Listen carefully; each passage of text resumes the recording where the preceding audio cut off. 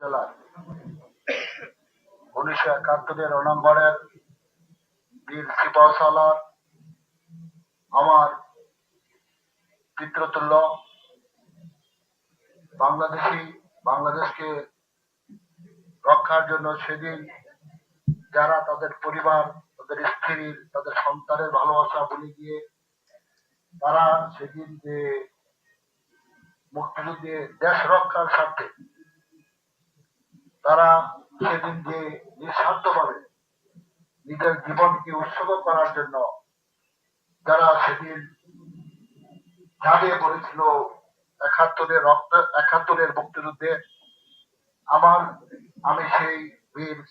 মুক্তিযোদ্ধা যারা শহীদ হয়ে গেছেন তাদের রুহের আত্মার মাগফিরাত কামনা করছি। আমি 71-এর আমাদের বাংলাদেশের 4 শ্রেষ্ঠ সন্তান